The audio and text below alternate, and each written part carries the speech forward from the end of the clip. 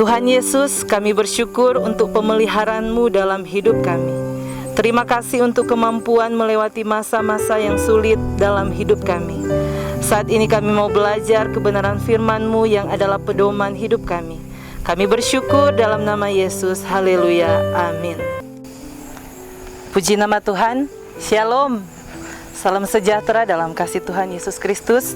Firman Tuhan di hari ini saya ambil di dalam 1 Raja-Raja pasal yang ke-17 ayatnya yang ke-14. Firman Tuhan berbunyi demikian.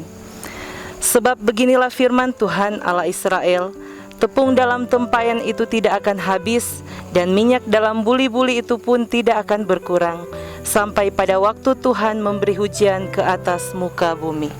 Nah, saudaraku yang diberkati oleh Tuhan, firman Tuhan di hari ini sangat memberkati kehidupan saya secara pribadi.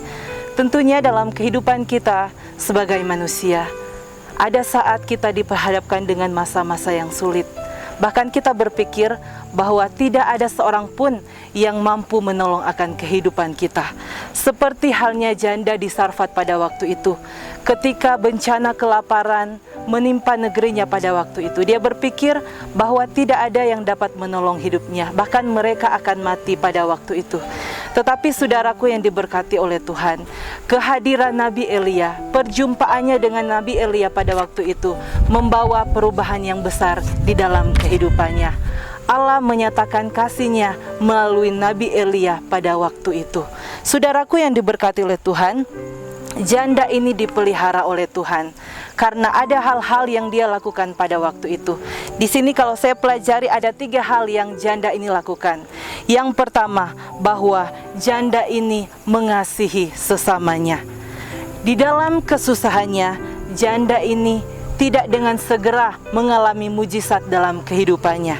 Di dalam pergumulannya, dia diperhadapkan dengan ujian iman, dengan menerima seorang asing masuk di dalam kesusahannya pada waktu itu. Ketika dia mengalami kesusahan yang besar, seorang asing ini atau Nabi Elia ini masuk di tengah-tengah kesusahannya. Meskipun pada waktu itu pergumulannya sangat berat karena persediaan makannya pada waktu itu hampir habis. Tetapi karena kasih-Nya kepada Nabi Elia pada waktu itu, sehingga ia mampu menerimanya masuk di dalam rumahnya, bahkan melayani Nabi Elia pada waktu itu. Nah, saudaraku yang diberkati oleh Tuhan, bukan saja dia mampu mengasihi sesamanya, tetapi hal yang kedua, dia memiliki iman yang besar.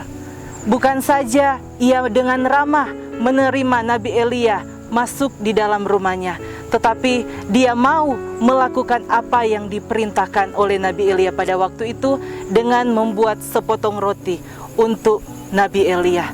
Meskipun persediaannya tinggal terbatas, hanya sedikit, namun dia percaya bahwa perkataan Nabi Elia akan terjadi dalam kehidupannya. Dan mujizat pun terjadi.